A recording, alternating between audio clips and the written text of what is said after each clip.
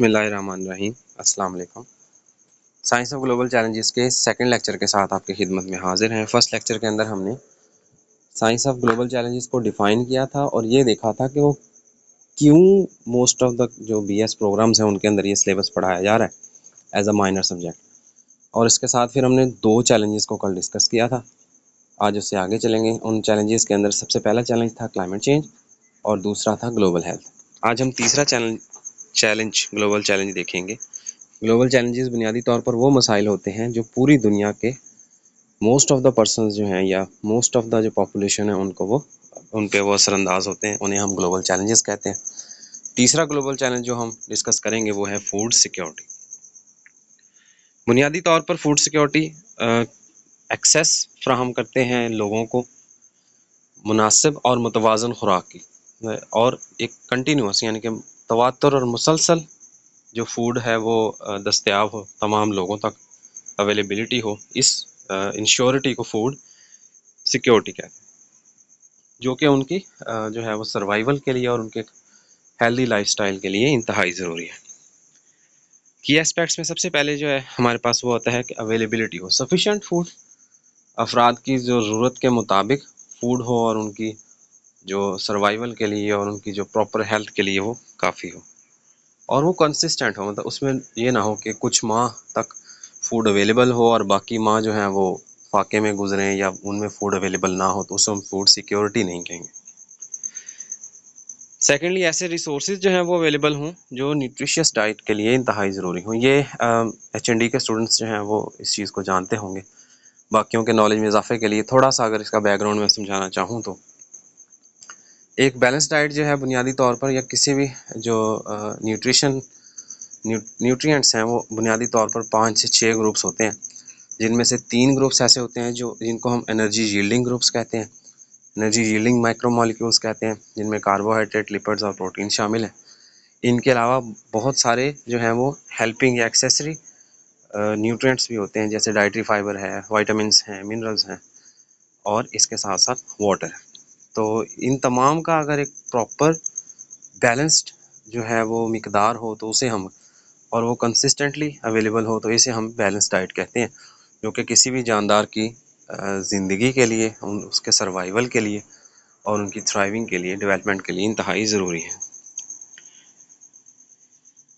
Next है utilisation.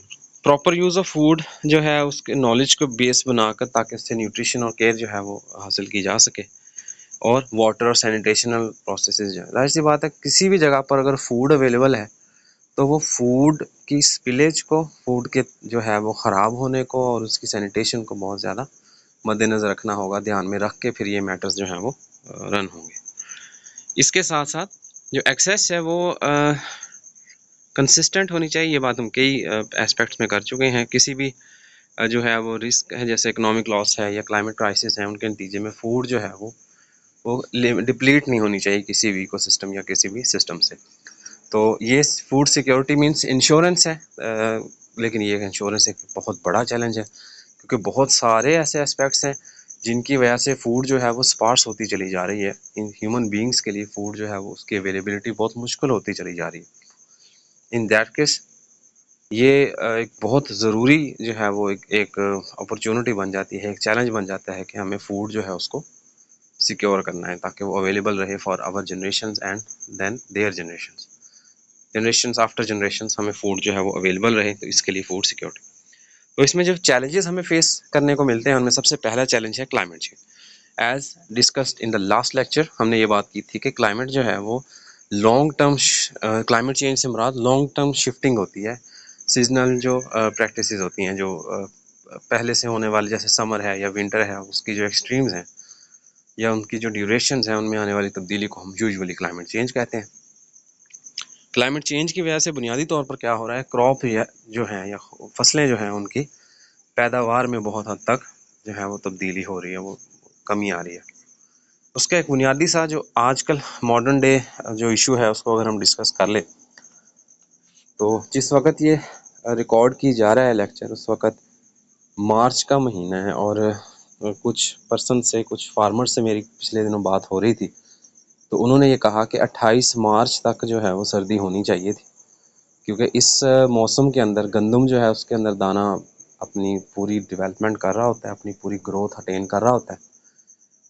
लेकिन अगर जिस स्पीड के साथ गर्मी में इजाफा हो चुका है, टेम्परेचर में इजाफा हो चुका है, तो ये गंदम की जो पैदावार है उसके लिए ये बहुत नुकसानदेह चीज़ है। तो ये सिर्फ एक एग्जांपल थी। इस तरीके से तमाम चीज़ें जो हैं वो साइड वाइज लाइक वाइज इसी के साथ ही वाबस्ता है।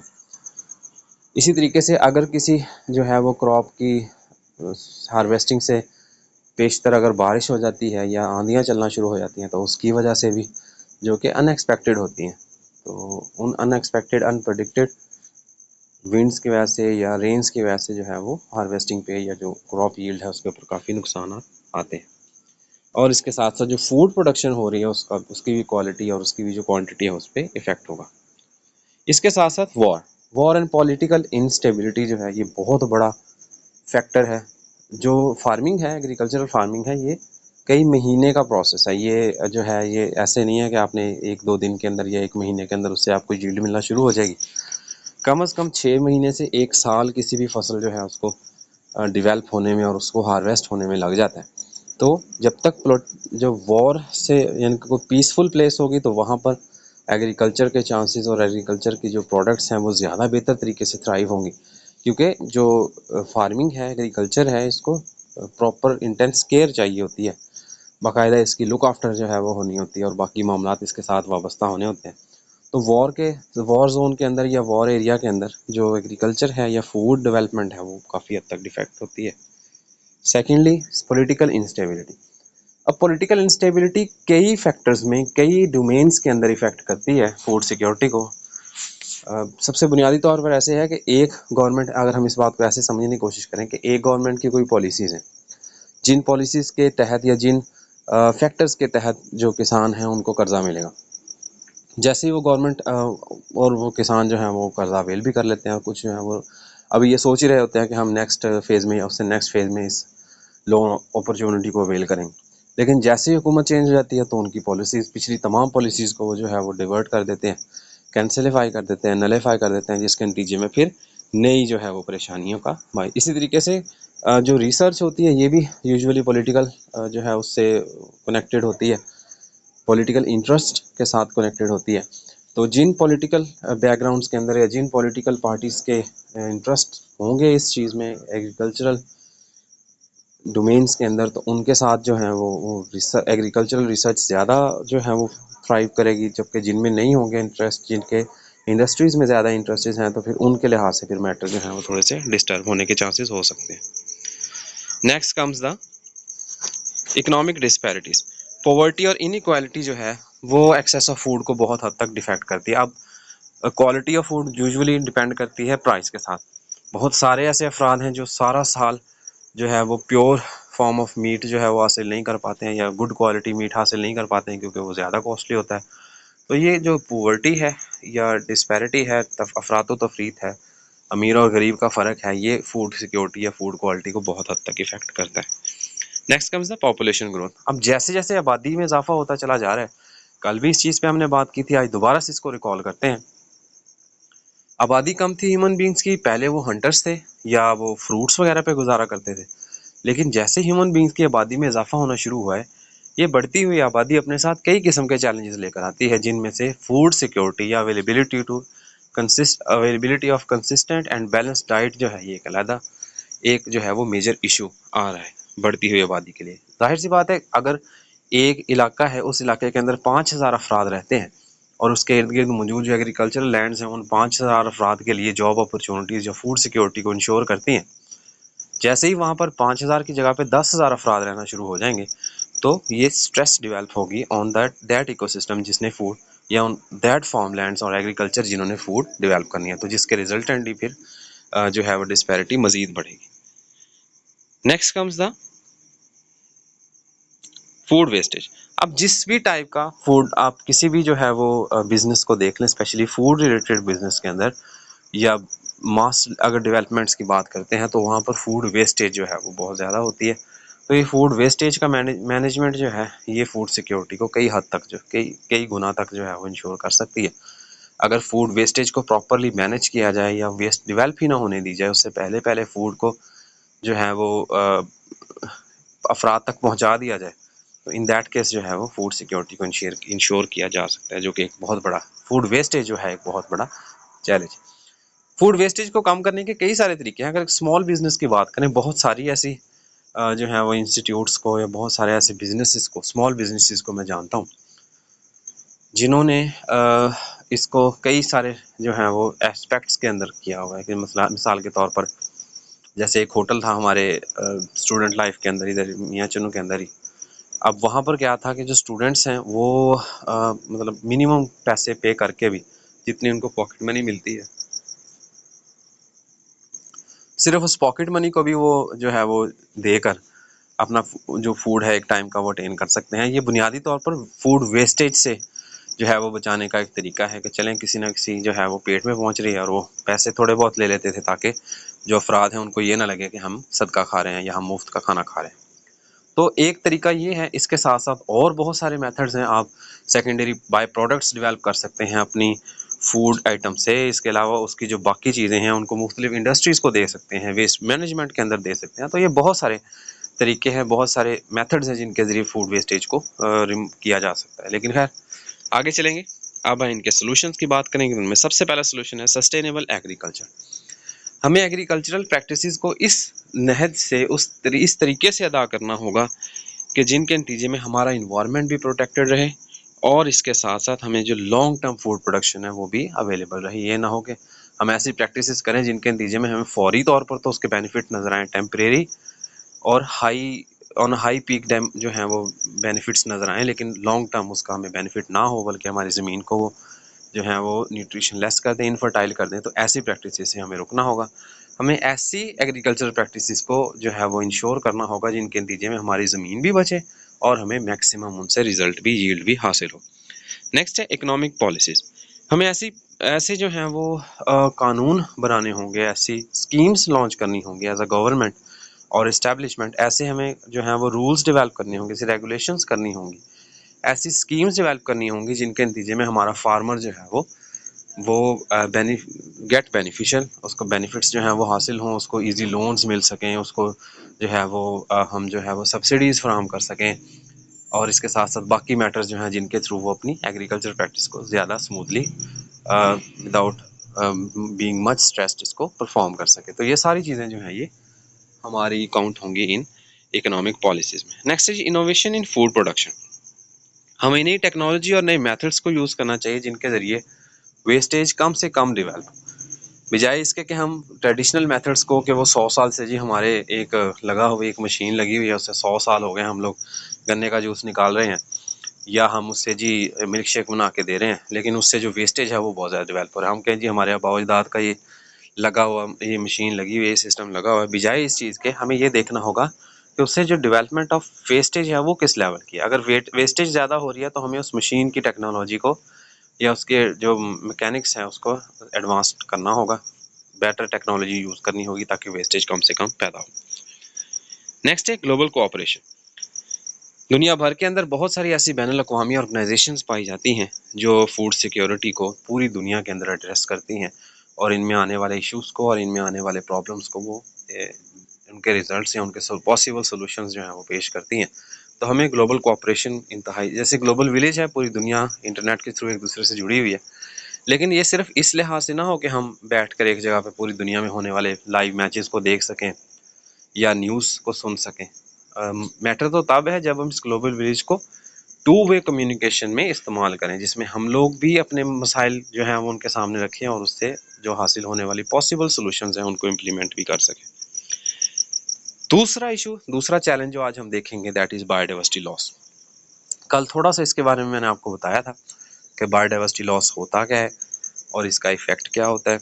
अब देखिए जी, किसी भी एक इकोसिस्टम के अंदर, किसी एक माहौल के अंदर जितने भी जानदार पाए जाते हैं, डायरेक्टली और इनडायरेक्टली वो सारे एक दूसरे के साथ वाबस्ता होते हैं, सारे एक दूसरे के साथ जुड़े हुए होते हैं।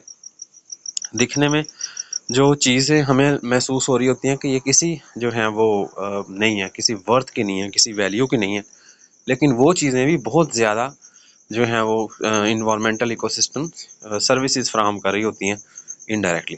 एक एग्जांपल यहाँ पर ऐड करना चाहेंगे, माओ ज़ेडोंग चाइना के जो हैं वो सुप्रीम लीडर, जैसे थे, हमारे कायदे-आज़म थे, वहाँ से उनके चाइना के माओ ज़ेतुंग ने एक रिसर्च के ज़रिए उनको ये इन्फॉर्म किया गया कि जो बर्ड्स आते हैं हर साल, ये बर्ड्स बहुत ज़्यादा इकोनॉमिक लॉसेस क्रॉप्स का करते हैं। तो अगर हमने क्रॉप से मैक्सिमम बेनिफिट हासिल करना है तो हमें ये जो बर्ड्स आ रहे हैं इन बर्ड्स को यहाँ से करना होगा। बर्ड्स को जो है वो क्रॉप्स के इकोनॉमिक लॉस से बचाना होगा, बर्ड्स के लॉस से बचाना होगा। तो इसके लिए हम क्या करेंगे, बर्ड्स को जो है वो यहाँ पर फील्ड्स में नहीं आने देंगे। तो इसके लिए क्या किया गया, इसके लिए जो है वो पूरी कंट्री के अंदर ये एफर्ट्स की गई कि किसी भी जगह पर ये मतलब स्केयर क्रॉस लगाए जाएं या किसी भी जो है वो मेथड से बर्ड्स को ना जो है वो फसल पे बैठने दिया जाए। दिखने में ये एक स्टेप था और इस स्टेप के आफ्टर शॉक्स जो है वो इंतहाई भयानक थे। जो थियोरेटिकली तो यही लग रहा है कि जैसे ही बर्ड्स जो है वो लॉस नहीं करेंगे तो उनके नतीजे में क्रॉप्स ज़्यादा बेहतर होनी चाहिए, लेकिन जो रिजल्ट्स डेवलप हुए वो रिजल्ट्स बिल्कुल बिल्कुल इसके अपोजिट थे। रीज़न उसकी ये थी कि जो बर्ड्स आके हमें या चाइनीज़ को ये महसूस होता था कि इकोनॉमिक लॉसेस कर रहे हैं, एक्चुअली वो बर्ड्स जो हैं वो इंसेक्ट्स पे फीड करते थे और उनकी पॉपुलेशंस को नेचुरल बैलेंस के अंदर रखते थे। जैसे ही वो बर्ड्स प्रीडेट ना कर सके तो इंसेक्ट पॉपुलेशन इतनी ज़्यादा बढ़ गई जिनके रिजल्ट के तौर पर फिर वो अ, पूरी की पूरी फसल जो है उसको वो खुद ही कंज्यूम कर गए इंसेक्ट्स। और इंसेक्ट्स जो है उनके जो नेचुरल प्रीडेटर्स थे उनको हमने माइग्रेशन पर मजबूर कर दिया। तो ये बायोडाइवर्सिटी लॉस जो है ये कई किस्म के इफेक्ट डायरेक्टली और इनडायरेक्टली फराहम करता है। तो बहुत सारी ऐसी चीज़ें होती हैं जो दिखने में महसूस होता है कि इनका कोई फ़ायदा नहीं है, लेकिन उनका भी बहुत ज़्यादा उनके भी बेनिफिट्स होते हैं। तो सबसे पहले है जी हैबिटेट डिस्ट्रक्शन। जैसे जैसे अब बायोडाइवर्सिटी लॉस में सबसे पहली चीज़ आती है हैबिटेट, यानी मस्कन की तबाही। अब अ, किसी भी जगह पर, जिस जगह पर वो जानदार रहता है, वो जगह उसका हैबिटेट या उसका मस्कन कहलाता है। मिसाल के तौर पर मछली पानी के अंदर रहती है तो उसका हैबिटेट पानी है। पानी के अंदर भी दो अकसाम है, फ्रेश वाटर है या मेरीन वाटर है। ये बेसिक सी मैं बता रहा हूँ, वैसे तो कई टाइप्स हैं, लेकिन बुनियादी तौर पर जो फ्रेश वाटर फिशेज़ हैं वो समुद्र में नहीं रह पाती हैं जनरली, और जो फ्रेश सलाइन वाटर हैं, समुद्री पानी वाली हैं, वो खुश्की पे, वो फ्रेश वाटर के अंदर नहीं रह पाती हैं। इसी तरीके से खुश्की पे भी जो जानदार रहते हैं वो भी अपने इकोसिस्टम के लिहाज से काफ़ी ज़्यादा स्पेसिफिक होते हैं और अपने मखसूस इकोसिस्टम के अंदर ही वो या मखसूस हैबिटेट के अंदर ही वो सर्वाइव कर पाते हैं। तो जैसे ही मिसाल के तौर पर जब जंगल है, एक फॉरेस्ट है, उसके अंदर मल्टीपल स्पीसीज़ जो हैं, मल्टीपल पॉपुलेशंस जो हैं वो एक साथ एक दूसरे के रह रही हैं। इसका मतलब ये है कि वो सारे एक दूसरे से अपना हैबिटेट शेयर करें या अपनी होम रेंज शेयर करें। अब जहाँ पर बहुत सारी हैबिटेट्स या बहुत सारे होम रेंजेस ओवरलैप कर रहे हों, जब हम उस फॉरेस्ट को में जो ट्रीज़ हैं उनको कट कर देंगे, डिफॉरेस्टेशन कर देंगे, कंप्लीटली कट डाउन कर देंगे या मोस्ट पोर्शन ऑफ द जो फॉरेस्ट है उसको हम कट डाउन कर देंगे, तो जितनी भी होम रेंज ओवरलैप हो रही है, जितने भी हैबिटेट शेयर हो रहे हैं, वो तमाम जो हैं वो लॉस हो जाएंगे। तो जो हैबिटेट डिस्ट्रक्शन है वो बुनियादी तौर पर तीन बड़ी एक्टिविटीज़ के जरिए हो रहा है। सबसे पहले जंगलात की का बेदरे कटाव जिसको डिफॉरेस्टेशन कहते हैं। सेकेंडली अर्बनाइजेशन, अर्बनाइजेशन से मुराद शहरी फैलाव।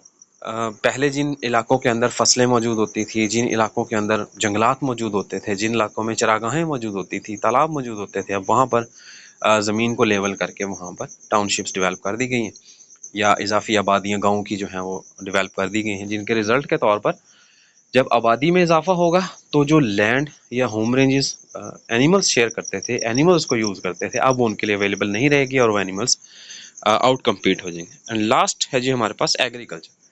अब एग्रीकल्चरल प्रैक्टिसेस जो हैं, जाहिर सी बात है, सबसे आसान तरीका जंगल जो है उसमें से डिफॉरेस्टेशन करें। जो जंगलात हैं, लकड़ी है, दरख्त हैं, उनको काट लें और नीचे सारी लैंड आपके पास अवेलेबल हो जाती है जिसको आप एग्रीकल्चर प्रैक्टिसेस के अंदर इस्तेमाल कर सकते हैं, जिसके रिजल्ट के तौर पर, जिसके नतीजे के तौर पर नेचुरल हैबिटेट्स जो हैं वो या कुदरती मसाकिन जो हैं वो कम होते चले जा रहे हैं। सेकेंड जो कॉजेज़ हैं हैबिटेट बायोडाइवर्सिटी लॉस का, वो है क्लाइमेट चेंज।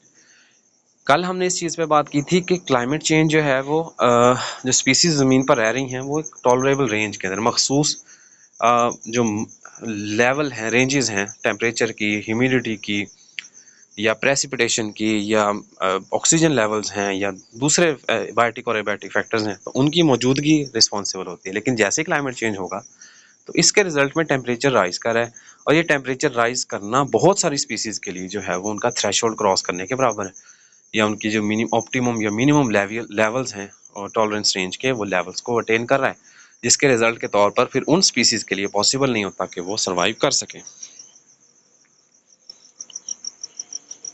नेक्स्ट है पोल्यूशन, आलूदगी।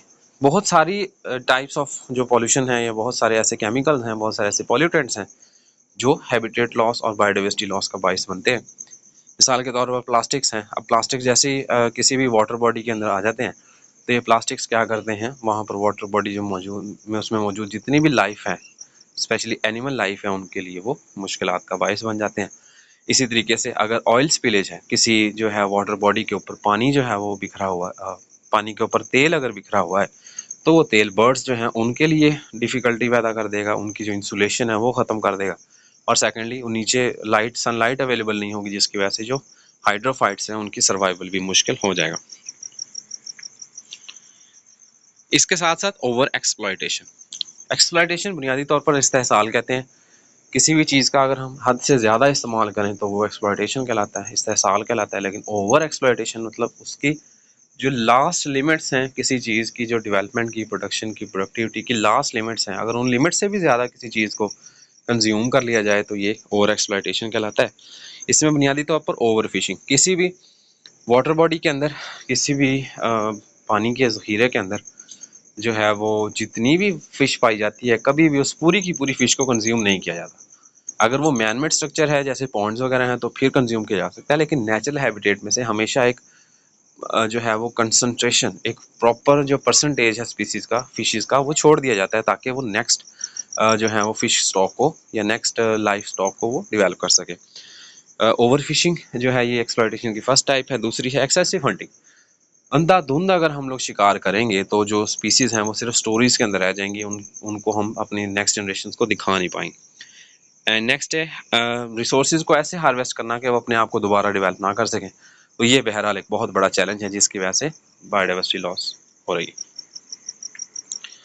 लास्ट पॉइंट, लास्ट चैलेंज हमारे पास इन्वेसिव स्पीसीज है। इन्वेसिव स्पीसीज ये वो स्पीसीज होती हैं जो किसी इलाके में खुद तो पाई ना जाए, लेकिन उनकी कुछ खसूसियात की बुनियाद पर, कुछ कैरेक्टरिस्टिक्स की बुनियाद पर उनको दुनिया के किसी दूसरे हिस्से से इंपोर्ट करके, दुनिया के किसी दूसरे हिस्से से दरामद करके यहाँ पर लाया जाए और लाकर उनको इस्टेब्लिश किया जाए। कई इसकी एग्जांपल्स हैं, दो एग्जांपल यहाँ पर ऐड कर लेते हैं। सबसे पहले है यूकलिप्टस प्लांट। यूकलिप्टस प्लांट जो है इसको हम लोग सफ़ेदे का पौधा भी कहते हैं। सफ़ेदे का पौधा बुनियादी तौर पर ऑस्ट्रेलिया के जो डेजर्टस पोर्शंस हैं उनमें पाया जाता था। वहाँ पर इसकी रैपिड ग्रोथ को देखते हुए हमारी किसी गवर्नमेंट के दौर में इस जो है वो प्लांट के सीड्स को मंगवाया गया, पाकिस्तान मंगवाया गया, और उसके बाद ये पूरे पंजाब के मोस्ट ऑफ द पोर्शन के अंदर इसके सीड्स को स्प्रिंकल कर दिया गया। स्पेशली ये जो है रेलवे लाइंस के साथ साथ का ग्रीन बेल्ट्स हैं उनके अंदर। अगर आपका जीटी रोड या रेलवे लाइन के साथ कभी ट्रैवलिंग का इत्तेफाक हो तो आप अक्सर रोड की दोनों साइड के ऊपर आप लगे हुए सफ़ेदे के या यूकलिप्टस के दरख्तों को देखेंगे। बहुत ये करैक्टरिस्टिक इसकी कि इसकी रैपिड ग्रोथ होती है, ये बिल्कुल सही थी, लेकिन लैक ऑफ रिसर्च की वजह से जब प्रॉपरली रिसर्च ना की गई तो उसके रिजल्ट के तौर पर क्या हुआ, ग्रोथ तो इसने की, लेकिन इसके नतीजे में जो हमारा ग्राउंड वाटर टेबल है, ज़मीन से जहाँ जिसको हम लोग लेवल कहते हैं पानी का, वो लेवल बहुत ड्रॉप हो गया, जिसकी वजह से अब हमें बहुत सारे मुश्किलात। और सेकेंडली ये ऐसे केमिकल्स रिलीज करता है अपने इर्द गिर्द जिसकी वजह से सफ़ेदे के इर्द गिर्द बहुत सारी जो डाइवर्सिटी ऑफ प्लांट्स हैं वो डेवलप नहीं हो पाते। Second example rainbow trout. Balakot से ऊपर वाली साइड पर अगर आपका जो है वो टूरिज्म का इत्तेफाक हुआ हो तो ये चीज़ आपने नोटिस की होगी कि ऊपर वाली साइड पर एक स्पेसिफिक टाइप की फ़िश पाई जाती है जिसको रेनबो ट्राउट कहा जाता है। ठंडे इलाके की मछली है, इसको वहाँ से इसके जो है वो डिलीशियस टेस्ट की वजह से और रैपिड ग्रोथ की वजह से लाके यहाँ पर छोड़ा गया। या हमारी जो एंडेमिक स्पीसीज़ थी या जो डोमेस्टिक जो हमारी लोकल स्पीसीज़ थी वो हर्बीवोर फिशेज़ थी। हर्बीवोर फिशेज़ का वो टेस्ट नहीं होता जो कार्निवोर का होता है। इसके जो डिलीशियस टेस्ट की वजह से इसको बहुत ऑन हाई डिमांड आ गया। हाई डिमांड होगी इसकी, जिसके साथ साथ इसकी जो प्रोडक्शन या इसकी पॉपुलेशन में इजाफे के साथ साथ इसने जो हमारी लोकल एंडेमिक जितनी भी स्पीसीज़ थी उन तमाम स्पीसीज़ को कंज्यूम कर लिया, जिसके नतीजे में अब आपको बालाकोट से ऊपर वाली साइड पर, नारायण कागान वाली साइड पर या ऊपर पंजाब बॉर्डर तक सिर्फ ट्राउट फिश ही मिलती है और उसका रेट भी बहुत हाई है। तो ये लोकल इकोसिस्टम्स को डिस्टर्ब करते हैं ना सिर्फ, और इसके साथ साथ जो लोकल स्पीसीज़ हैं या हमारी मौजूदा स्पीसीज़ होती हैं उनके जो रिसोर्सेज होते हैं उनको आउट कम्पीट कर लेते हैं। तीसरी एग्जांपल और बहुत कॉमन एग्जांपल है, ये समझना जानना सबसे आसान हो जाएगा, कॉर्निश क्रॉस ब्रीड जिसको हम लोग ब्रॉयलर या लेयर मुर्गी कहते हैं, इसका कंपटीशन किसके साथ है? इसका कंपटीशन हमारी देसी मुर्गी के साथ है जो हमारे घरों के अंदर पाई जाती है। अब देसी मुर्गी और उसके अंडे, ये दो ऐसे प्रोटीन सोर्सेज थे जो यूजुअली इस्तेमाल तब किए जाते थे जब इंतहाई ज़रूरत, कोई बंदा बीमार हो गया है, कोई बच्चा बीमार हो गया, तब इनके, या कोई बहुत ख़ास मेहमान आ गया तब इनके जो है उसके मीट को इस्तेमाल किया जाता था, या कोई बच्चा बीमार है तो उसको अंडा जो है वो दिए, देसी अंडा ढूंढ के दिया जाता था। लेकिन इसकी जो है वो लेस अवेलेबिलिटी की वजह से और इसकी मोर डिमांड की वजह से एक गैप डेवलप हो गया, जिस गैप को कवर करने के लिए फिर दुनिया के एक कोने से कॉर्निश ब्रीड की जो है वो वैरायटी को क्रॉस करवाया गया और उसके नतीजे में कॉर्निश क्रॉस ब्रीड डेवलप की गई जिसको हम लोग ब्रॉयलर मुर्गी कहते हैं। और इस ब्रॉयलर मुर्गी की रैपिड ग्रोथ और high attaining of protein content जो है जिसकी वजह से ये अब इसकी डिमांड जो है बहुत ज़्यादा हो गई और ये बहुत कॉमनली अवेलेबल होना शुरू हो गया। और इसने क्या किया, आउट कम्पीट कर दिया हमारी लोकल जो देसी या गोल्डन मिस्री मुर्गियाँ जिनको कहते हैं, तो वो सारी की सारी अब आहिस्ता आहिस्ता हमें नज़र नहीं आती। कॉन्सिक्वेंसेज में इकोसिस्टम सबसे पहले कोलैप्स होगा। एक स्पीसीज भी इसके लिए हम लोग बायो के अंदर एक कॉन्सेप्ट करते हैं फूड चेन का, शायद आपने 6वीं 7वीं क्लास में या 9th 10th क्लास में फूड चेन का कॉन्सेप्ट कहीं पर पढ़ा हो, चेन रिएक्शन का कॉन्सेप्ट कहीं पर पढ़ा हो। तो फूड चेन जो है वो मुख्तलिफ स्टेप्स पर मुश्तमिल होती है। अब उन स्टेप्स में से कोई एक स्टेप भी अगर मिस होता है, स्किप होता है, तो वो पूरा जो स्टेज है या पूरी चेन जो है वो डिस्टर्ब हो जाती है। लेकिन अगर एक से ज़्यादा चेन्स जो हैं, एक से ज़्यादा स्टेप्स अगर ट्रॉफिक, इनको हम बायोलॉजी में ट्रॉफिक लेवल्स कहते हैं, अगर एक या एक से ज़्यादा ट्रॉफिक लेवल्स डिस्टर्ब होते हैं तो जिनके नतीजे में वो पूरा फूड चेन और अल्टीमेटली फूड वेब और पूरा इकोसिस्टम ही कोलैप्स कर जाता है। इसके अलावा बहुत सारी इकोसिस्टम सर्विसेज हैं, इकोसिस्टम के ऐसे अमूर हैं, ऐसे काम हैं डायरेक्टली और इनडायरेक्टली जो हम जो अननोटिसिंगली ये स्पीसीज वो परफॉर्म कर रही होती हैं, जिनमें कुछ सर्विसेज का यहाँ पर तस्करा किया जा सकता है, जिनमें सबसे पहली एक्टिविटी है पोलिनेशन की। इंसेक्ट्स हैं, दिखने में ये स्पेशली बीज वगैरह जो हैं दिखने में ऐसे ही लगता है कि ये माइनर सी या विद प्राइस, ये जिनको हम कहते हैं यूजलेस सी थिंग्स लगती हैं, लेकिन ये जो फ्लावर्स के ऊपर बैठती हैं तो एक फ्लावर से स्टेमन से जो है वो पोलन ग्रेन्स को ये दूसरे फ्लावर पर या उसी फ्लावर के स्टिग्मा के ऊपर जो है पहुंचाने का काम, जिसको हम आम अल्फाज में पोलिनेशन कहते हैं, तो ये काम ये बड़े अच्छे से परफॉर्म करते हैं। सेकंड है वाटर प्योरिफिकेशन, जो हाइड्रोफाइट्स होते हैं और इसके साथ साथ बहुत सारी टाइप्स की अलगल ब्लूम्स जो होते हैं और फिशेस जो होती हैं, ये पानी के अंदर मौजूद ऑर्गेनिक मैटर को कंज्यूम कर लेते हैं, जिसकी वजह से पानी जो है वो काफ़ी हद तक प्योर हो जाता है। And next comes the carbon sequestration. Carbon sequestration जो है ये बुनियादी तौर पर हम लोग इसको फोटोसिंथेसिस कह सकते हैं, ये कार्बन रिडक्शन कह सकते हैं, जिसके नतीजे में कार्बन जो है उसकी कंटेंट वो कम हो जाते हैं। ये आमतौर पर प्लांट्स की ड्यूटी है, प्लांट्स का काम है, जिसकी वजह से प्लांट्स जो है, अगर हम प्लांट्स को कम कर देंगे तो ये कार्बन सीक्वेस्ट्रेशन या जो CO2 की मिकदार बहुत सारी मिकदार में कल हमने बात की थी, CO2 ज़्यादा से ज़्यादा हवा में ऐड हो रही है, ये इसको फिक्स नहीं कर पाते हैं क्योंकि प्लांट्स की मिकदार कम होती जा रही है। नेक्स्ट है जी threats to human health. Biodiversity lost होगी तो इसके नतीजे में नई किस्म की बीमारियां पैदा होंगी और उन बीमारियों के इलाज जो हैं वो नहीं मिल सकेंगे, जिसकी वजह से वो बीमारी ह्यूमन बींग्स को भी इफेक्ट कर देंगी। Next comes the economic impacts. बहुत सारी ज़िंदगियां बायोडाइवर्सिटी के साथ डायरेक्टली और इनडायरेक्टली जुड़ी हुई हैं, अगर वो नहीं होंगी, वो बायोडाइवर्सिटी नहीं होंगी तो वो ज़िंदगियां भी खतरे में आ जाएंगी। जैसे बुनियादी तौर पर एग्रीकल्चर है या फिशिंग है, फिशिंग का ताल्लुक सीधी सीधी फिश पॉपुलेशन के साथ है। जब तक फिश पॉपुलेशन मौजूद रहेगी, लोग स्पोर्ट हंटिंग के लिए, फिशिंग के लिए वहाँ पर आएंगे। अगर फिश ही खत्म हो जाएगी तो जो फिशरमैन्स हैं उनकी लाइफ जो है वो भी, फिश मार्केट्स हैं, ये सारी चीज़ें उसके साथ ही जो है वो ख़त्म हो जाएगी। And next comes the tourism. अब अगर किसी जगह पर इकोलॉजी की कोई जो है वो मार्वल्स पाए जाते हैं, खूबसूरत पहाड़ियाँ हैं या खूबसूरत नज़ारे हैं, किसी जगह पर लैंडस्केप्स बहुत खूबसूरत किस्म के हैं, तो अगर वहाँ पर प्लांट्स और एनिमल्स ना मौजूद होंगे तो फिर ये इकोसिस्टम भी वहाँ से ख़त्म हो जाएगा। इसके सोल्यूशन में सबसे पहले हमारे पास है जी कंजर्वेशन एफर्ट्स। हमें ऐसे प्रोटेक्टेड एरियाज डेवलप करने होंगे डिपेंडिंग अपॉन कि हम किस जगह पर या किस तरह की जो है वो प्रोटेक्टेड एरिया डेवलप कर सकते हैं। इसी के साथ साथ वाइल्ड लाइफ रिजर्व्स और नेशनल पार्क्स डेवलप करेंगे depending upon the place and type of species available. जिस तरह की स्पीसीज हमें अवेलेबल है, जिस तरह की स्पेस हमें अवेलेबल है, जिसको हम कंजर्व करना चाहते हैं, तो उस तरह का प्रोटेक्टेड एरिया हम यहाँ पर डेवलप कर दें। इसके साथ साथ हमें एग्रीकल्चर, फिशिंग और फॉरेस्ट्री के लिए सस्टेनेबल प्रैक्टिसेस को प्रमोट करना होगा, ताकि ये चीज़ें हम लॉन्ग टर्मली इनको यूज़ कर सकें और उनके बेनिफिट्स हमारी जनरेशन आफ्टर जनरेशन हासिल कर सकें। नेक्स्ट कम्स द लेजिस्लेशंस और कवानीन। हमें ऐसे कानून जो हैं वो बनाने होंगे, ऐसे कानून या ऐसी लेजिस्लेशंस को हमें पास आउट करना पड़ेगा जिनके नतीजे में बायोडाइवर्सिटी जो है उसके लॉस को रिड्यूस किया जा सके। हंटिंग जो है, इलीगल हंटिंग को हमें रोकना होगा, हमें एग्रीकल्चरल प्रैक्टिसेस को थोड़ा ख्याल रखना होगा, हमें अर्बनाइजेशन को चेक करना होगा। विदाउट लाइसेंस जो अर्बनाइजेशन है, इंडस्ट्रियलाइजेशन है, इसको हमें जो है वो थोड़ा सा बहरहाल देखना होगा। नेक्स्ट है जी रेस्टोरेशन प्रोडक्ट्स। प्लांट जो फॉरेस्ट है इनमें हमें प्लांट्स जो हैं वो लगाने पड़ेंगे। इसके साथ साथ जो वेटलैंड्स हैं, वेटलैंड्स क्या होती हैं? आबगाहें होती हैं। बुनियादी तौर पर बहुत सारी वाटर बॉडीज ऐसी होती हैं जिनके साइड वाइज बहुत सारे एरियाज में पानी ऐसे ही खड़ा हुआ होता है, या उन वाटर बॉडीज के अंदर जैसे डैम्स वगैरह हैं उनके साथ जो लेक्स वगैरह होती हैं तो उनके अंदर बर्ड्स जो हैं वो आ जाते हैं। तो ये सारी जगहें जो हैं ये वेटलैंड्स कहलाती हैं। इनको रिस्टोर करना चाहिए और उनके अंदर पानी जो है वो, इनके लिए हमें को एफर्ट्स लगानी हो। एंड रिहेबिलिटेटिंग डिग्रेडेड इकोसिस्टम, और अगर इकोसिस्टम तबाह हो चुका है तो उस तबाहशुदा इकोसिस्टम को हमें रिहैब करने की कोशिश करनी चाहिए। सबसे इंपॉर्टेंट चीज़ इसमें जो है हमारे पास वो है एजुकेशन एंड अवेयरनेस। जब तक हमारी पब्लिक अवेयर नहीं होगी, हमारे लोगों को इन सिचुएशंस का, इन इश्यूज़ की डेप्थ का अंदाज़ा नहीं होगा कि ये मसाइल असल में क्या हैं, तब तक हम इन चीज़ों का कंप्लीट हमारी कंप्लीट कंजर्वेशन एफर्ट्स नहीं फ्रूटफुल हो सकेंगे। हम अगर किसी इलाके को जो है वो प्रोटेक्टेड एरिया कंसीडर कर लेते हैं, लेकिन लोगों का वहाँ पर कारोबार जुड़ा हुआ है, लोगों का रोज़गार उस जगह के साथ वाबस्ता है, तो हमारे लिए बहुत मुश्किल हो जाएगी ये चीज़ कि हम वहाँ पर कंजर्वेशन एफर्ट्स कर सकें। तो सबसे पहले हमें एजुकेशन फराहम करनी होगी और लोगों को इन चीज़ों के लिए, इन चैलेंजेस के लिए वेल अवेयर करना होगा, ताकि लोग हमें कोऑपरेट करें, ना कि हमारे अगेंस्ट जाएं उन कंजर्वेशन या बायोडाइवर्सिटी लॉस के एफर्ट्स। नेक्स्ट पॉइंट हमारे पास है पॉवर्टी रिडक्शन, यानी कि गुर्बत का खात्मा।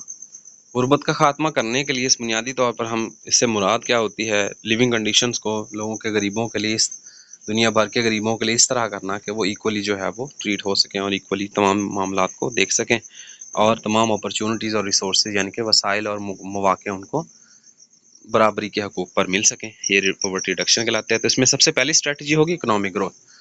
जब तक किसी कंट्री की इकोनॉमी स्टेबल नहीं होगी, वहाँ की पॉवर्टी ख़त्म नहीं हो सकती। सिर्फ हम मिसाल के तौर पर, एक मिसाल हम यहाँ पर इंडिया की लेना चाहेंगे कि जैसे ही वहाँ पर एक अमेरिकी सदर का विज़िट था, तो अमेरिकी सदर के विज़िट को जो है वो ब्यूटीफाई करने के लिए, इम्प्रोवाइज़ करने के लिए उन्होंने क्या किया, जो दुनिया का सबसे बड़ा स्लम था उसके सामने उन्होंने दीवार खड़ी कर दी। तो ये ऐसे आंखें बंद करने से या ऐसे मामलात करने से पॉवर्टी रिडक्शन नहीं हो पाती है जब तक हम अपनी इकोनॉमी को स्टेबल नहीं करते। तो सबसे पहले ऐसी स्ट्रैटेजीज़ यूज़ करनी पड़ेंगी, ऐसे स्टेप्स लेना पड़ेंगे, ऐसे इनिशिएटिव्स लेना पड़ेंगे जिनके नतीजे में जो इकोनॉमी है, कंट्री की इकोनॉमी है, वो बेटर हो सके। इसके लिए इंडस्ट्रीज़ में, इंफ्रास्ट्रक्चर में और एजुकेशन में जो है इन्वेस्ट करने की ज़रूरत है। इस दुनिया की सबसे बड़ी ज़रूरत है कि इन तीन इंडस्ट्रीज़ के अंदर, इन तीन चीज़ों के अंदर, इन तीन एस्पेक्ट्स के अंदर ज़्यादा से ज़्यादा इन्वेस्टमेंट की जाए, ताकि नेक्स्ट जनरेशन जो है वो एजुकेटेड हो और वेल अवेयर हो, ताकि वो इकोनॉमिकली स्टेबल हो सके। नेक्स्ट है सोशल प्रोटेक्शन। इसके लिए हमें, जिसको हम लोग कह सकते हैं बाहमी इमदाद एक दूसरे की, यानी कि सोशल वेलफेयर भी इसको आप लोग कह सकते हैं। तो इसमें बुनियादी तौर पर कैश जो है वो ट्रांसफ़र हो सकते हैं, जिसमें कैश दिया जा सकता है लोगों को, ताकि वो पॉवर्टी से जो है वो रिड्यूस हो सकें या उससे वो बच सकें। सेकेंडली, खुराक में उनके असिस्टेंट हो सकते हैं, उनको शामिल किया जा सकता है, या उनकी जैसे राशनेज सिस्टम होता है वैसे किया जा सकता है। इसके अलावा हेल्थ केयर जो है वो गरीब मुस्तहिकीन तक इलाज मुआवजा मुफ्त जो है वो पहुंचाया जा सकता है। तो ये भी स्ट्रेटजीज हो सकती हैं। इनके साथ साथ क्वालिटी ऑफ एजुकेशन जो है वो लोगों को फ्राहम करनी चाहिए, और क्वालिटी एजुकेशन में बुनियादी तौर पर स्किल्स, ऐसी स्किल्स फ्राहम की जाए जिन स्किल्स को शॉर्ट टर्मली वो मास्टर करके या उनको वो सीख के उनसे रोज़गार कमाने की पोजीशन में आ जाए, बजाय इसके कि लॉन्ग टर्म उनको डिग्रीज जो है उनके पीछे लगा दिया जाए, लेकिन उन डिग्रीज़ को जिन पे इन्वेस्टमेंट भी बहुत सारी हो और इन्वेस्टमेंट के रिजल्ट के तौर पर वो कुछ भी अटेन ना कर सकें या कोई भी जॉब सिक्योर ना कर सकें। तो उसकी बजाय ऐसे स्किल प्रोग्राम्स ऐड होने चाहिए या इंट्रोड्यूस होने चाहिए जिनके नतीजे में शॉर्ट टर्म कोर्सेज के रिजल्ट्स के तौर पर जो पर्सनस हैं वो कमाने के काबिल हो जाएं। हेल्थ केयर में जो है वो मेडिकल हेल्थ केयर बेटर होनी चाहिए, ताकि डिजीज़ जो है वो डिजीज़ स्प्रेडिंग कम हो और लोग जो हैं उनका जो खर्च है डिजीज़ के ऊपर वो कम से कम हो और लोगों की अमवात कम से कम हो। साइकिल नेक्स्टली हमारे पास है जिस माइक्रो फाइनेंसिंग, जो गरीब हैं या बिलो हम कह सकते हैं पॉवर्टी अफराद हैं, उनको लो लोन जो हैं वो फराहम करने चाहिए विद लो इंटरेस्ट या ज़ीरो इंटरेस्ट, जिसके रिजल्ट के तौर पर अपना वो स्मॉल बिजनेस स्टार्ट कर सकें और अपनी इकॉनमी को बेहतर कर सकें। इसके अलावा एग्रीकल्चर डेवलपमेंट्स में कई सारे टेक्नोलॉजिकल और रिसोर्स एडवांसमेंट करनी चाहिए ताकि वो अपनी प्रोडक्टिविटी को बेहतर बीज, इसके अलावा बेहतर खादें फराहम करनी चाहिए ताकि वो अपनी जो है, और उसके अलावा जो उनकी हार्वेस्टिंग है या उनकी जो प्रोडक्ट है, जो उनकी क्रॉप्स हैं, उनको बेटर प्राइस फराहम करनी चाहिए ताकि उनकी इकॉनमी बेटर हो सके और वो पॉवर्टी के नीचे ना जा सके। नेक्स्ट है जेंडर इक्वालिटी। जेंडर इक्वालिटी से मुराद जो जिन्स की तकसीम है या जिन्स का जो फ़र्क है वो ना मसावी होना चाहिए। ख़वातीन और जो अफराद हैं उनको बराबरी के हकूक़ मिलने चाहिए। तो सिर्फ इस जिन्स की वजह से कि जी जॉब जो है अपॉर्चुनिटी वो सिर्फ मेल्स को मिल रही हैं, फीमेल्स को नहीं मिल रही हैं, जिसके रिजल्ट के तौर पर फीमेल्स जो हैं वो, यानी कि कई ऐसे घर हो सकते हैं जिनमें सिर्फ फीमेल्स ही हैं या कोई मेल डोमिनेंट नहीं है जगह, या कोई पर्सन के घर में मेल है ही नहीं कमाने वाला, तो ऐसे ऐसे घरों के लिए फिर बहुत मुश्किल हो जाती हैं ये चीज़ें हैंडल करना। तो इन चैलेंजेस में सबसे पहले है अनइक्वालिटी, इनइक्वालिटी। तो पहला चैलेंज क्या है जी? Unequal distribution of resources and opportunities. तो जो रिसोर्सेज हैं और अपॉर्चुनिटीज़ हैं वो इक्वली डिस्ट्रीब्यूटेड नहीं, सबसे पहला चैलेंज है। बहुत सारे ऐसे कंट्रीज़ हैं जिनके अंदर अफराद की तादाद कम है लेकिन अपॉर्चुनिटीज़ वहाँ पर बेइंतहा हैं, और बहुत सारी ऐसी कंट्रीज़ हैं जहाँ पर अफरादी कुव्वत बहुत ज़्यादा है लेकिन वहाँ पर जॉब अपॉर्चुनिटीज़ या दूसरे रिसोर्सेज ना होने के बराबर, मैनेजमेंट उन रिसोर्सेज की ना होने के बराबर है। तो ये जो है वो इनइक्वालिटी कहलाती है। नेक्स्ट है कॉन्फ्लिक्ट्स, वॉर एंड दूसरे पॉलिटिकल इंस्टेबिलिटीज़ जो हैं इनकी वजह से इकोनॉमीज वो डिस्टर्ब होती हैं और इनके नतीजे में बेसिक सर्विसेज जो हैं वो उनकी फराहमी भी कई बार मुश्किल हो जाती है। तो ये कई सारे पॉइंट्स के अंदर वॉर और इंस्टेबिलिटी, पॉलिटिकल इंस्टेबिलिटी जो है वो आएगी। नेक्स्ट क्लाइमेट चेंज है, जैसे एग्रीकल्चर और लाइवलीहुड जो है इसकी वजह से बहुत सारे लोग नेचुरल क्लाइमिटीज़ हैं, फ्लड आ जाता है या हॉरिकन्स आ जाते हैं या अर्थक्वेक्स आ जाते हैं, जिनके रिजल्ट के तौर पर मोस्ट ऑफ द पर्सनस जो हैं वो पॉवर्टी लाइन से नीचे चले जाते हैं। लास्ट पे है हमारे पास करप्शन। रिसोर्सेज जो हैं इनकी अगर मिसमैनेजमेंट हो रही है, कुछ अफराद जो है उनके कब्जे में तमाम रिसोर्सेज आ रहे हैं और वो उन रिसोर्सेज को भी अपनी आवाम पर इस्तेमाल करने की बजाय उनको खुद के फ़ायदे के लिए इस्तेमाल करें, तो जिसको हम लोग करप्शन कहते हैं, और इस करप्शन के रिजल्ट के तौर पर फिर पॉवर्टी जो है उसमें इजाफा ही होगा, कमी नहीं होगी। एफर्ट्स दुनिया भर में जो की जा रही है उनमें यूनाइटेड नेशन अक़वाम मुत्तहिदा ने एक इनिशिएटिव लिया है जिसको SDG कहते हैं, सस्टेनेबल डेवलपमेंट गोल्स। इसमें जो है वो बुनियादी गोल उसका यही होता है कि पॉवर्टी ख़त्म की जाए, तमाम किस्म की पॉवर्टी 2030 तक ख़त्म की जाए। लेकिन अनफॉर्चुनेटली ऐसा कोई भी इनिशिएटिव हमारे खित्ते के अंदर इम्प्लीमेंट होता नज़र नहीं आ रहा। नेक्स्ट है World Bank provides financial and technical assistant to developing countries. इन कंट्रीज़ को ये असिस्टेंट फराहम करते हैं, लेकिन अब अवाम ने वर्ल्ड बैंक को भी, हुकूमतों ने सिर्फ अपने कर्जे हासिल करने के लिए रखा हुआ है बजाय उसको अवाम पर खर्च करने के। नेक्स्ट है जी NGOs। बहुत सारी NGOs, नॉन गवर्नमेंटल ऑर्गेनाइजेशन, जो अवाम को जो है वो माइक्रो फाइनेंसिंग करती हैं या दुनिया भर की कंट्रीज़ को पैसे देते हैं ताकि वो अपनी अपनी अपने जो पर्सनस हैं उनको पॉवर्टी से रिडक्शन में हेल्प आउट कर सके, जिनमें ऑक्सफैम शामिल है, केयर शामिल है, save the children work on the ground. ये जो है ये हमारे पास कम्युनिटीज़ हैं, NGOs हैं जो हेल्प आउट करती हैं ताकि रिड्यूस की जा सके पॉवर्टी को। नेक्स्ट पॉइंट हमारे पास है दैट इज़ पोल्यूशन, यानी आलूदगी बुनियादी तौर पर कुदरती माहौल के में आने वाले बिगाड़ को, ख़राबी को हम लोग आलूदगी कहते हैं। कई टाइप्स की होती है, जितने टाइप का माहौल होगा, जितने टाइप्स की चीज़ें होंगी, इनमें तमाम में पोल्यूशन या आलूदगी पाई जाएगी। इन तमाम को हम लाइक वाइज साथ में यहाँ पर कर लेंगे। सबसे पहले आएगा हमारे पास एयर पोल्यूशन। नॉर्मल एयर, अब एक बुनियादी सा डिफरेंस देखा जा सकता है कि सिटी एयर और जो विलेज एयर है, इन दोनों एयर्स के अंदर हवा है एक ही है, लेकिन इनमें जो पाए जाने वाले एस्पेक्ट्स हैं, कंटेमिनेंट्स हैं, उनकी वजह से वहाँ पर आपको क्लियर डिफरेंस नज़र आता है।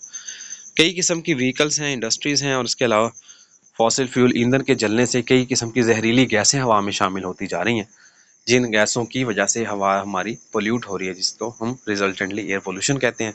जिन गैसेस के अंदर हमारे पास कार्बन डाइऑक्साइड शामिल है जो जलने से हासिल होती है।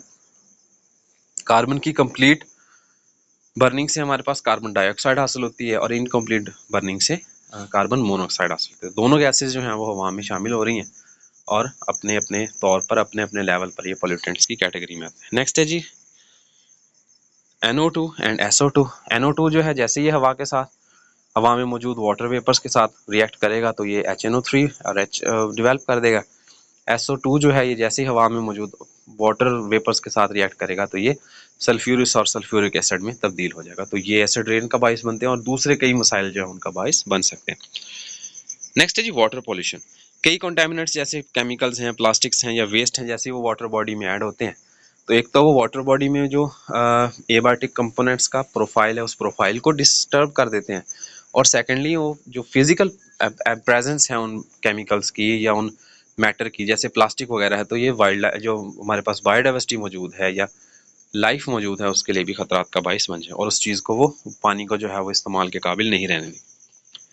नॉइज़ पोल्यूशन में अगर बहुत ज़्यादा मिकदार में ट्रैफिकिंग है किसी जगह पर या कंस्ट्रक्शनल वर्क हो रहा है या इंडस्ट्रियल एक्टिविटीज़ हो रही हैं तो जिसके नतीजे में जो बेहंगम सी आवाज़ें डेवलप होती हैं उन्हें हम शोर की पोल्यूशन कहते हैं, शोर की आलूदगी कहते हैं, और ये ह्यूमंस जो है वो उनकी हेल्थ को और दूसरी वाइल्ड लाइफ को भी काफ़ी हद तक इफेक्ट करती है। नेक्स्ट है जी लाइट पोल्यूशन।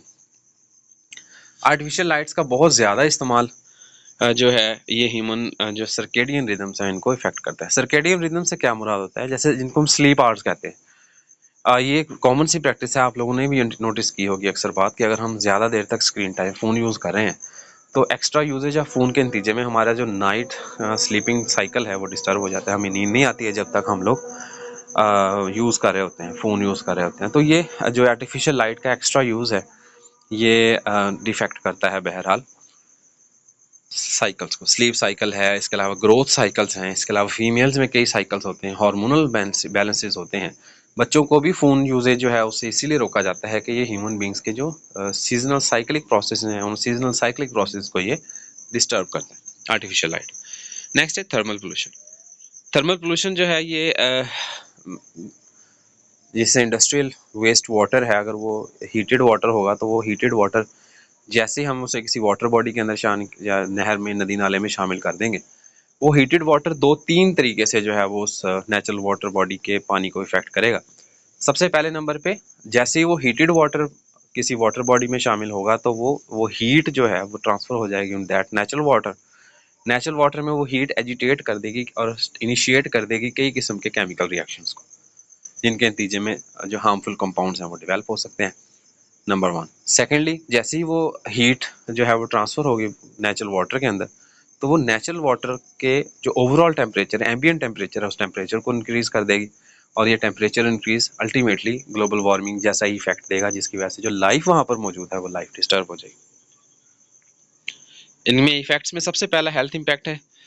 कई किस्म की डिजीज़ जो हैं वो सिर्फ पोल्यूशन की वजह से होती हैं, जिनमें बुनियादी तौर पर रेस्पिरेटरी या सांस के मसाइल, एलर्जी के मसाइल जो ज़्यादातर अब कॉमन होते चले जा रहे हैं, स्किन एलर्जीज़ हैं, रेस्पिरेटरी एलर्जीज़ हैं, साइनसेस की एलर्जीज़ हैं, ये सारी की सारी एलर्जीज़ जो हैं ये पोल्यूशन की वजह से ही हो रही हैं। इसके अलावा कार्डियोवास्कुलर प्रॉब्लम्स हैं, हार्ट डिजीज़ बहुत कॉमन होती चली जा रही हैं, इनमें अल्टीमेटली डायरेक्टली और इनडायरेक्टली पोल्यूशन पॉजिटिव है। इसके साथ साथ वाटर बॉर्न डिजीज़ हैं जो वाटर पोल्यूशन की वजह से होती हैं, पेचेस है, डायरिया है, ये तमाम। इसके अलावा फ्लोरोसिस है, ये सारे इफेक्ट्स जो हैं ये वाटर पोल्यूशन की वजह से होते हैं।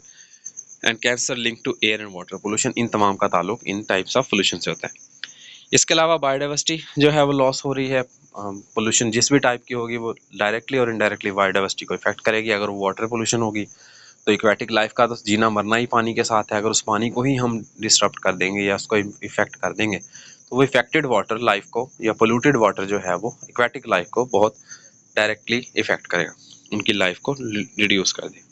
इसके अलावा वो कई किस्म की फूड चेन्स को रिड्यूस कर, ये फूड चेन के ऊपर हम बात पहले भी कर चुके हैं, एंड अल्टीमेटली उनके हैबिटेट्स को रिड्यूस कर देगा या ख़त्म कर देगा, जिसके नतीजे में लाइफ बाकी बचना पॉसिबल नहीं हो सकेगी। नेक्स्ट है जी climate change. Greenhouse gases जो हैं वो ग्लोबल वार्मिंग का बाइस बन रही हैं, और ये ग्लोबल वार्मिंग ग्लोबल वार्मिंग बुनियादी तौर पर क्या होता है, ऑन एवरेज ईयरली अगर हम एस्टिमेट करें तो ईयरली टेम्परेचर इंक्रीज हो रहा है ज़मीन का। ये जो ईयरली टेम्परेचर इंक्रीज है या rise in overall temperature of the globe है या ग्लोबल है टेम्परेचर इंक्रीज है, इसे हम ग्लोबल वार्मिंग कहते हैं। दिखने में अगर इसकी हम वैल्यूज़ देखें तो ये पर ईयर 0.5 डिग्री सेल्सियस या पर 5 ईयर 0.5 डिग्री सेल्सियस इंक्रीज हो रहा है। दिखने में ये बहुत छोटी सी वैल्यू है, लेकिन बहुत सारी ऐसी स्पीसीज हैं जिनके लिए 1% या 0.1, 0.5%, 0.1%, ये छोटी सी वैल्यू भी उनके लिए बहुत बड़ा है, उनके थ्रेशोल्ड्स को कंप्लीट करने का एक बायस बन सकते हैं। इसके साथ साथ कई किस्म के जो हैं वो हमें इकोनॉमिक लॉसेस काज कर रहे हैं। पोल्यूशन जो है उसकी रिडक्शन के लिए,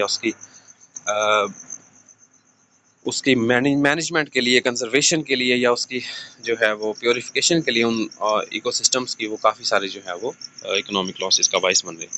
तो इसके सोल्यूशन में बुनियादी तौर पर सबसे पहला सोल्यूशन होगा कि हमें ऐसी पॉलिसीज़ या ऐसे कवानीन डेवलप करने होंगे ताकि पोल्यूशन कम से कम डेवलप हो।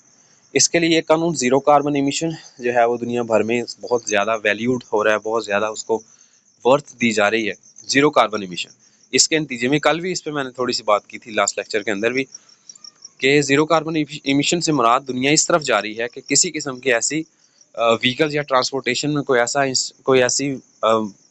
ऐसा व्हीकल यूज़ ना की जाए, कोई ऐसा इंजन यूज़ ना किया जाए जिसके अंदर कार्बन CO2 या CO डेवलप हो। तो इसे ज़ीरो कार्बन एमिशंस कहते हैं, और इस पर बहुत सारी कंट्रीज़ ने जो है वो साइन किए हैं, MOU साइन हो चुके हैं, ताकि जिसकी वजह से ये रिन्यूएबल एनर्जी सोर्सेज ये मोस्टली ज़्यादा कॉमन होते चले जा रहे हैं। इसके अलावा सस्टेनेबल प्रैक्टिसेस जैसे रिसाइकलिंग है, 3R टेक्निक थी, रिसाइकलिंग है, रिड्यूस है, रीयूज़ है, इन टेक्निक्स को ज़्यादा से ज़्यादा यूज़ किया जा रहा है। रीज़न क्या है, जैसे एक मटेरियल है प्लास्टिक। अब प्लास्टिक कहा ही जाता है कि जो पहला प्लास्टिक आज तक डेवलप हो चुका है वो किसी न किसी फॉर्म में अभी भी ज़मीन पर मौजूद है। रीज़न उसकी ये है कि प्लास्टिक जो है ये होता नहीं है, डिस्ट्रॉय नहीं होता है, जितनी देर मर्जी इसको आप रख लें वो किसी न किसी फॉर्म में ज़मीन पर ही पाया जाता है। तो इस ऐसे मटेरियल्स को जो डिस्ट्रॉय नहीं होते हैं उनको हमें रीयूज़ करना होगा, उनको बार बार रिसाइकल करके उनको इस्तेमाल करना होगा। इस तरीके से पेपर है, पेपर को हम रीयूज़ कर सकते हैं जितनी बार चाहें। टेक्नोलॉजिकल इनोवेशंस हमें यूज़ करनी होंगी जिनके रिजल्ट से हम जो है वो पोल्यूशन को कंट्रोल कर सकें। इसके साथ साथ फिर नेक्स्ट हमारे पास फिर दोबारा से पब्लिक अवेयरनेस आ जाती है। जब तक हम पब्लिक को अवेयर नहीं करेंगे, जितनी मर्जी इनिशिएटिव्स हम लोग ले लेंगे, हमारे लिए मामला मुश्किल ही रहेंगे। Next is cyber security, that would be the last global challenge जिसको हम डिस्कस करेंगे। इनमें से most of the global challenges हमारे कोर्सेज का हिस्सा हैं, हमारे साइंस ऑफ ग्लोबल चैलेंजेस का हिस्सा हैं, लेकिन अगर ना भी हिस्सा हुए तो चलें, एटलीस्ट बेसिक जो है इंफॉर्मेशन वो हासिल हुई है हमें कि जो ग्लोबल चैलेंजेस हैं वो होते क्या हैं और वो दुनिया में वो उनको प्रैक्टिसाइज कैसे किया जाता है। तो साइबर सिक्योरिटी ये बुनियादी तौर पर जो सिस्टम्स हैं, नेटवर्क्स हैं, ऐसे प्रोग्राम्स हैं, उनको डिजिटल अटैक से महफूज रखना, इसे हम साइबर सिक्योरिटी कहते हैं। ये बहुत बड़ा चैलेंज बनता चला जा रहा है। कल भी इसको थोड़ा बहुत हमने डिस्कस किया था कि दुनिया में बहुत सारा डाटा जो है वो स्टोरेज वो सॉफ्ट फॉर्म में किसी न किसी जगह पर स्टोर किया गया है। अब वो जो स्टोर्ड डाटा है वो स्टोर्ड फॉर्म ही जो है वो उसका सबसे बड़ा दुश्मन है।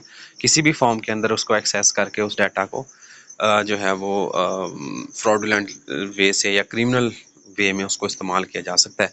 तो उस डाटा की जो वैलिडिटी है, उसकी जो स्टोरेज है, उसकी सिक्योरिटी है, ये बहुत बड़ा इशू है जिसको हम साइबर सिक्योरिटी कहते हैं। इसमें कई सारी चीज़ें जो हैं वो शामिल हैं जिन अटैक्स में। सबसे बुनियादी तौर पर एक्सेस है, डाटा को एक्सेस करना शामिल है, उसको चेंज करना, या इवन सेंसिटिव इंफॉर्मेशन को डिस्ट्रॉय करना। मिसाल के तौर पर किसी बैंक के अंदर जितने भी अकाउंट्स मौजूद हैं और उन अकाउंट्स के अंदर जितना भी पैसा मौजूद है वो फिजिकली, पैसा बैंक में फिजिकली बहुत कम होता है। मोस्ट ऑफ द जो कैश होता है उसमें या पैसा होता है वो सॉफ्ट फॉर्म के अंदर होता है, या वो बैंक के जो अपने अकाउंट्स हैं उन अकाउंट्स के अंदर होता है। तो अब ये सारा सॉफ्ट मनी है, जिस सॉफ्ट मनी को या उसको कंप्यूटर एडेड सिस्टम के ज़रिए उसको हैक किया जा सकता है, या हैक करके उसको जो है वो मिसयूज़ किया जा सकता है। इसी चीज़ को हम साइबर अटैक्स कहते हैं। इसके अलावा जो है वो पैसे एक्सटॉर्ट किए जा सकते हैं, और इसके साथ साथ जो है वो नॉर्मल बिजनेस प्रोसेसेस को इफेक्ट किया जा सकता है। साइबर सिक्योरिटी थ्रेट्स में सबसे बुनियादी जो है ये है मॉलवेयर। मॉलवेयर बुनियादी तौर पर क्या होता है, ये किसी भी प्रोग्रामेबल डिवाइस को जो है वो फंक्शन लेस कर देना। उसमें ऐसा जो है जिसको हम वायरस कहते हैं, ये साइबर अटैक का सबसे बुनियादी चीज़ है जिसको हम वायरस कहते हैं। ये वायरस जो है जब भी किसी सिस्टम में जाएगा तो उस सिस्टम को वो फ्रॉडुलेंट कर देगा और वो सिस्टम काम नहीं कर सकेगा जो उसका नॉर्मल फंक्शन होता है। इसको हम मॉलवेयर कहते हैं। नेक्स्ट है जी फिशिंग। बुनियादी तौर पर सेंसिटिव इन्फॉर्मेशन हासिल करने के लिए जो फ्रॉजरी है, फ्रॉड जिसको हम लोग कहते हैं, फ्रॉड के ज़रिए जो सेंसिटिव इन्फॉर्मेशन है उसकी एक्सट्रैक्शन, ये फिशिंग कहलाता है। जिसकी वजह से जो इलेक्ट्रॉनिक कम्युनिकेशन है ये उसको जो है वो काउंटर करते हैं, उसको वो इंटरसेप्ट करते हैं। इसको हम लोग नॉर्मल लैंग्वेज के अंदर हैकिंग भी कह सकते हैं।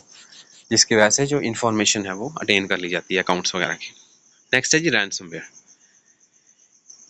रैंसमवेयर के अंदर किसी भी फ़र्द की जो पर्सनल फाइल्स हैं उनको जो है वो एक्सेस कर लिया जाता है, या उसकी किसी ऐप को एक्सेस कर लिया जाता है और उसकी प्रॉपर फंक्शनिंग के लिए उससे फिर तावान मांगा जाता है, रैंसम मनी मांगी जाती है, जिससे फिर रैंसमवेयर कहा जाता है। ये बहुत कॉमन टाइप की है और स्पेशली उन डिवाइसेस के लिए या उन ऐप्स के लिए जिनके अंदर एंड टू एंड इंक्रिप्शन नहीं होती है, उनके अंदर यूजुअली ये बहुत कॉमन होने वाला इफेक्ट है। नेक्स्ट है जी डीडोस अटैक, जिसको हम लोग बुनियादी तौर पर जो है वो ये जो हमारे हुआ था वर्ल्ड T20 के दौरान जो हुआ था उसको डीडोस अटैक कहते हैं।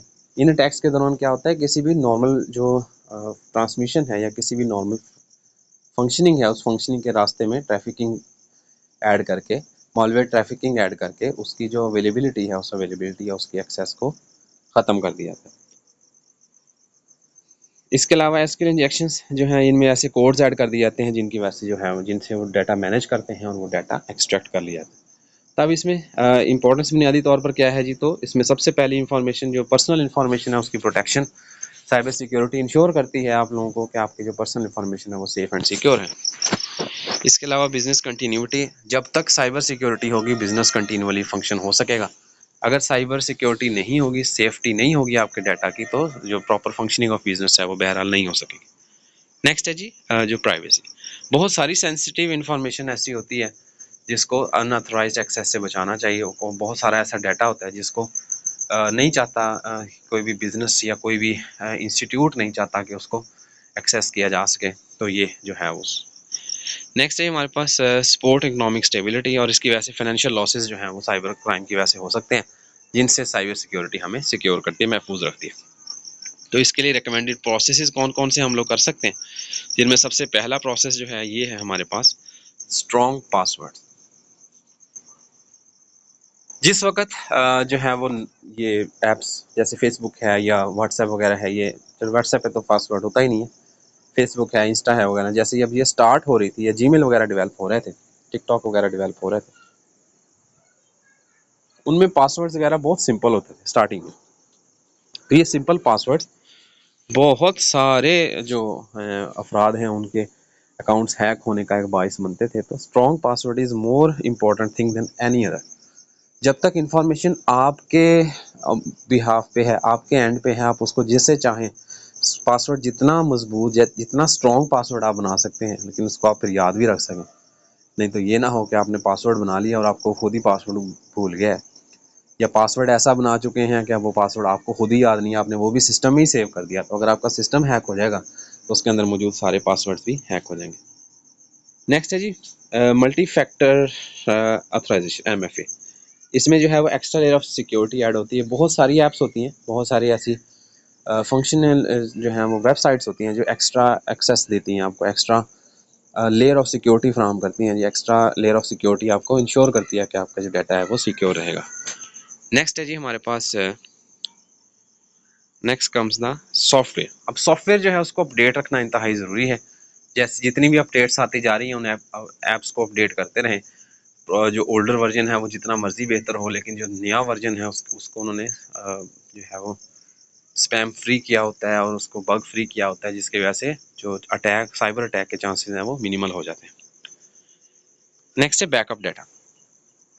जितना भी डाटा अगर हम यहाँ पर सॉफ्टवेयर अपडेट की ही बात करें, यहाँ पर एक चीज़ यहाँ पर मैं ऐड करना चाहूँगा। बहुत सारे जो अनऑथराइज्ड वर्जन्स होते हैं जो अपनी कई किस्म की बेटर क्वालिटीज़ कैरेक्टरिस्टिक्स की वजह से बहुत मशहूर होते हैं। मिसाल के तौर पर जैसे व्हाट्सएप है, अब व्हाट्सएप के कई ऐसे वर्जन्स, एक्स्ट्रा वर्जन्स चल रहे होते हैं जो अनऑथराइज्ड होते हैं, जो मेन व्हाट्सएप से टू सम एक्सटेंट कुछ कैरेक्टरिस्टिक्स के अंदर ज़्यादा बेटरली परफॉर्म करते हैं, या उनमें ज़्यादा चीज़ें होते हैं, ज़्यादा फीचर्स, एक्स्ट्रा फीचर्स होते हैं। जैसे वो स्टेटस आप सेव कर सकते हैं, इसके अलावा जो डिलीटेड फाइल्स हैं वो देख सकते हैं। तो ये सारी चीज़ें, जैसे जिसको GB व्हाट्सएप या कोई और नाम भी जो है वो दिया जाता था। तो अब ये जो फाइल्स हैं या ये जो ऐप्स हैं ये बहुत ईजी शिकार होती हैं हैकर्स के लिए, बिकॉज ये अनऑथराइज होती हैं, ये मेन अपनी उससे जुड़ी हुई नहीं होती हैं, जिसकी वजह से इनको एक्सेस करना या इन पे साइबर अटैक करना, साइबर क्राइम करना इंतहाई आसान हो जाता है। इसके साथ साथ एक और बड़ी इंपॉर्टेंट चीज़ है, उसको चले लास्ट पॉइंट पे हम ऐड करेंगे। Next comes the backup data. जितना भी डाटा है उसको आपको रेगुलरली बैकअप करते रहना चाहिए, ताकि जब आप पे साइबर अटैक हो तो आप उस डाटा को रिस्टोर कर सकें। अगर पुरानी फाइल आपकी इनक्रिप्टेड हो जाती है तो आप उसको दोबारा से जो है वो बैकअप से उसको रिस्टोर कर सकें। नेक्स्ट है हमारे पास एजुकेट द एम्प्लॉयज़। तो अपने स्टाफ को जो है वो रिकॉग्नाइजिंग और रिस्पॉन्डिंग द साइबर थ्रेट्स वो सिखाना पड़ेगा, ताकि ये इन मसाइल से जो है वो खुद कर सकें, खुद उसको वो निम्रत आजमा सकें या खुद इनसे कर सकें। यहाँ पर एक पॉइंट ऐड करना चाहूँगा, मैं खुद साफ अपने पास से ऐड करना चाहूँगा। साइबर सिक्योरिटी, साइबर सिक्योरिटी में साइबर क्राइम्स बहुत बड़े लेवल पर तब भी आते हैं जब कोई भी डिवाइस कोई बच्चा इस्तेमाल कर रहा हो। कोई अकाउंट कोई बच्चा अगर इस्तेमाल कर रहा है तो उस पर साइबर थ्रेट के, साइबर क्राइम के चांसेस मैक्सिमम। रीज़न उसकी ये होती है कि बच्चे यूजुअली बहुत जल्दी इंस्पायर हो जाते हैं। कोई भी चीज़ है, कोई भी इन्फ्लुएंशियल पर्सनैलिटी है, चाहे वो फेक अकाउंट ही क्यों ना हो, जिससे बच्चे बहुत जल्दी जो है वो इंस्पायर हो जाते हैं। तो इन दैट केस हमें बच्चों को के ऊपर भी नज़र रखनी होगी कि वो जो है वो किसी मखसूस ऐप के ऊपर बहुत ज़्यादा वक्त तो नहीं गुजारें। अगर मखसूस ऐप के ऊपर वो बहुत ज़्यादा वक्त गुजार रहे हैं तो उसमें जो उनकी फ्रेंड लिस्ट के अंदर या उनकी जो कन्वर्सेशंस हैं उनके अंदर वो कोई ऐसी कन्वर्सेशन तो नहीं है डाउटियस जिस पे वो बहुत ज़्यादा मिकदार में जो है वो टाइम सर्व कर रहे हैं, या बहुत ज़्यादा टाइम जो है वो उनका वो यूज़ हो रहा है उसके अंदर, और इन्फॉर्मेशन में वो आ, बातें जो हैं वो ऐसी शेयर कर रहा है जिसमें वो अपने आप को कर रहा है कि जी अपने आप को स्टेबलाइज करने की कोशिश कर रहा है। ये बहुत आसान सा टारगेट होते हैं ऐसे अफराद, ऐसे बच्चे, ऐसे बच्चियाँ जो ऐसे प्लेटफॉर्म्स पे ऐसे अफराद को जो है वो इमोशनल सपोर्ट की वजह से जो है वो करते हैं। ऐसे अफराद बहुत आसान शिकार होते हैं साइबर अटैक्स का, जिनके रिजल्ट्स बहुत ख़तरनाक होते हैं। बहुत सारी ऐसी गेम्स हैं जो एडिक्टेड कर देती हैं अफराद को, और रिजल्टेंटली वो मुख्तलिफ़ किस्म के क्रिमिनल जो हैं वो एस्पेक्ट्स वो कर लेते हैं। जैसे कुछ गेम्स पहले आई थी, जैसे जिनमें मेरा ख्याल शायद ब्लू वेल था गेम का नाम, शायद मेरा ख्याल, अगर मैं ठीक हूँ, जो यूजुअली मैं होता ही हूँ। ऐसे ही तो बहुत सारी ऐसी गेम्स हैं जिनसे हमें ख्याल रखना होगा कि ऐसा कोई जो नहीं है, कि ऐसी एक्टिविटी तो नहीं है जिसके रिजल्टेंटली नुकसान हो सके। फिर ऐसी कुछ गेम्स होती हैं जो करती हैं इकोनॉमिक लॉसेस कर देती हैं, फाइनेंशियली लॉस कर देती हैं, या जैसे ट्रेडिंग ऐप्स हैं या ब्रोकिंग ऐप्स हैं या बेटिंग ऐप्स हैं। तो इनके लिहाज से थोड़ा सा जो है वो हमें वेल अवेयर रहना होगा कि हमारी जो जनरेशन्स हैं इसके बारे में भी एजुकेशन इंतहाई ज़रूरी है। जब तक हम तालीम नहीं दे पाएंगे तो ये मामलात ऐसे ही होते चले जाएंगे। तो ये था हमारा आज का लेक्चर, लेक्चर नंबर 2, जिसके अंदर हमने जो रिमेनिंग ग्लोबल चैलेंजेस हैं उनको कवर करने की कोशिश की है। थर्ड लेक्चर के अंदर हम किसी एक पॉइंट के ऊपर बात करेंगे, किसी एक चैप्टर को स्टार्ट करेंगे और उस चैप्टर के अंदर देखेंगे कि हम कौन कौन से चैलेंजेस और उन चैलेंजेस के लिए की डिटेलिंग देखेंगे, उनके साथ जो है वो होने वाली स्ट्रैटेजीज़ देखेंगे, जिन स्ट्रैटेजीज़ के ज़रिए हम उनको हैंडल कर सकते हैं, और ऐसे प्रिवेंटिव मेजर्स देखेंगे जिनके ज़रिए हम इन चैलेंजेस को जो है वो ओवरकम कर सकें।